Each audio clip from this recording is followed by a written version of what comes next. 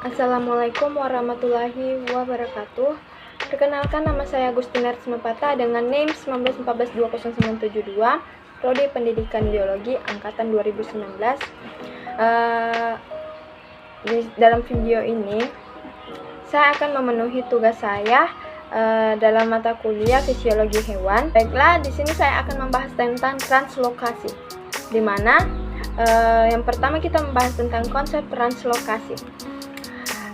Translokasi adalah perpindahan bahan terlarut, unsur hara, dan senyawa organik dari satu bagian tanaman ke bagian yang lain. Translokasi ini biasanya mengangkut hasil fotosintesis ke seluruh bagian tumbuhan. Translokasi mengandung berbagai materi dalam sistem tumbuhan, termasuk gas, air, mineral, karbohidrat terlarut, dan hormon.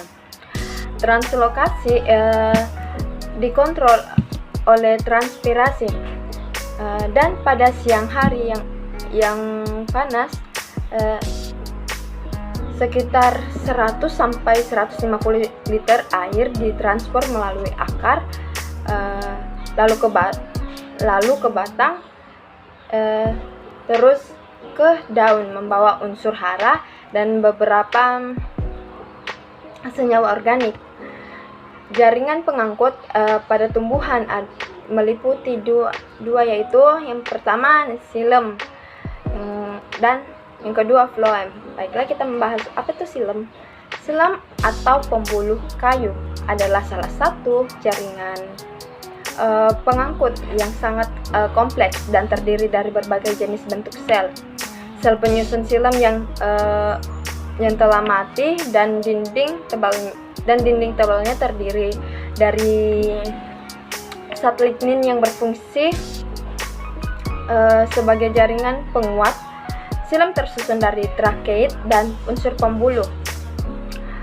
Pada tumbuhan, xilem merupakan pipa-pipa yang saling berhubungan, sehingga xilem merupakan lintasan terpanjang dalam transfer air pada tanaman.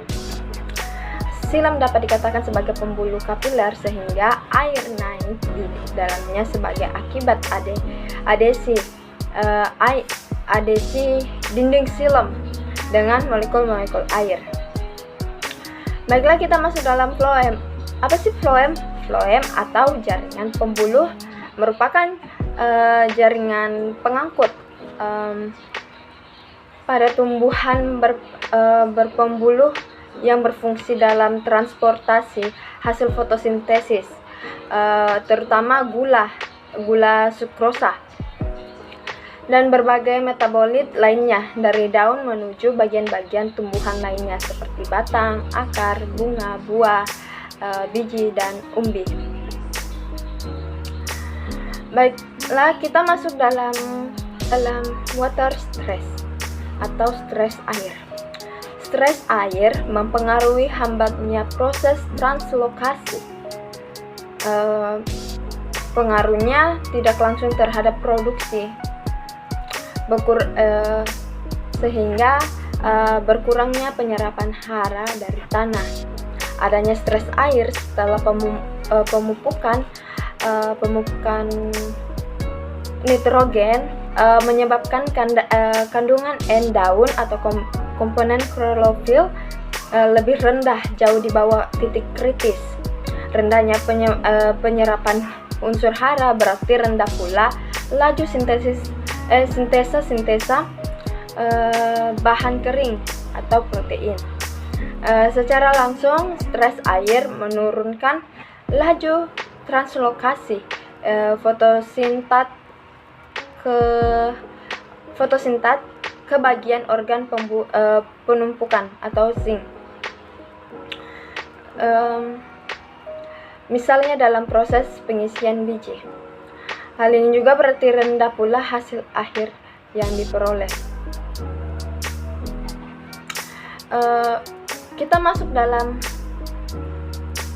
faktor-faktor yang mempengaruhi proses penyerapan air oleh akar.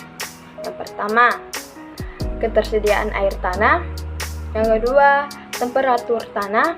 Yang ketiga, sirkulasi udara tanah. Yang keempat, konsentrasi larutan dalam tanah. Yang kelima, sistem perakaran. Baiklah, kita masuk dalam ketersediaan air tanah, di mana ketersediaan air tanah bagi tanaman ditentukan oleh jenis tanaman, kegiatan metabolisme dalam jaringan tanaman yang sedang aktif, dan respon tanaman yang menyangkut daya adaptasi terhadap penggunaan air. Air tanah yang dapat diisap oleh akar tanaman berada antara keadaan air, kapasitas lapangan, dan titik layu pemanenan. Kondisi air tanah yang berada sedikit di bawah kapasitas lapang merupakan ketersediaan air yang optimum. Kita masuk yang kedua, temperatur tanah. Penyerapan air oleh akar tanaman akan meningkat dengan meningkatnya suhu tanah.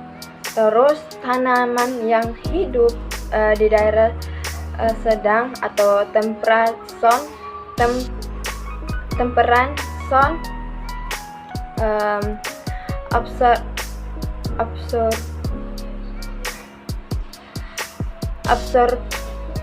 absorpsi air dapat berlangsung antara suhu 0 derajat Celcius hingga 70 derajat Celcius. Yang ketiga, tanaman yang hidup di daerah tropis, absorpsi air hanya terjadi antara suhu 5 derajat Celcius hingga 5 derajat Celcius hingga 70 derajat Celcius. Suhu tanah yang rendah akan menurunkan laju penyerapan air oleh akar karena transpirasi berkurang. Baiklah, kita masuk yang ketiga, siklus udara tanah. Pada umumnya tanaman akan layu ketika aerasi tanah hampir jenuh oleh matahari padat atau cairan yang pekat, misalnya pupuk nitrogen. Aerasi tanah merupakan salah satu faktor yang menentukan absorpsi air oleh tanaman. Hal yang sama juga akan terjadi apabila aerasi tanah hanya ditempati oleh satu jenis udara tanah saja. Misalnya, ruang pori hanya diisi oleh karbodioksida. Baiklah, kita masuk ke dalam yang keempat, tentang konsentrasi larutan dalam tanah, di mana penyerapan air oleh akar tanaman sangat dipengaruhi oleh konsentrasi larutan tanah. Perbedaan konsentrasi air akan menimbulkan tekanan difusi air antara larutan tanah dengan larutan dalam jaringan akar tanaman. Konsentrasi air dalam tanah akan berfluktuasi sesuai dengan jumlah penambahan air oleh curahan hujan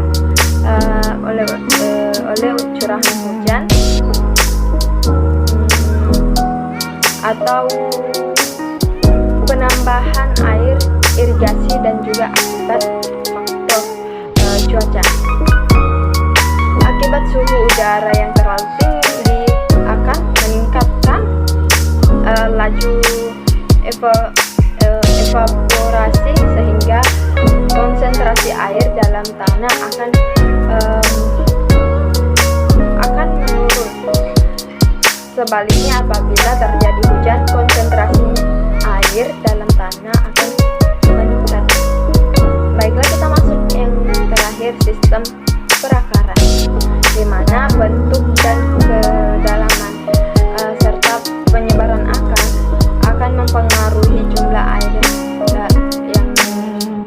dapat dia serap oleh akar tanaman tersebut.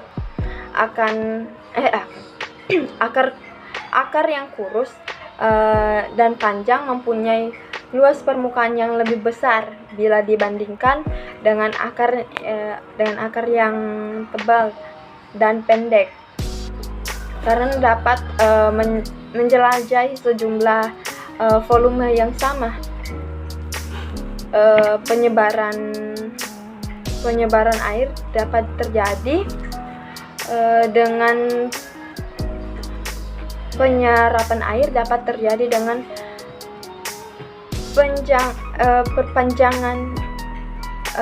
perpanjangan akar ke tempat baru yang memiliki banyak air. Akibat laju penyerapan dapat ditingkatkan. Sekian penjelasan saya tentang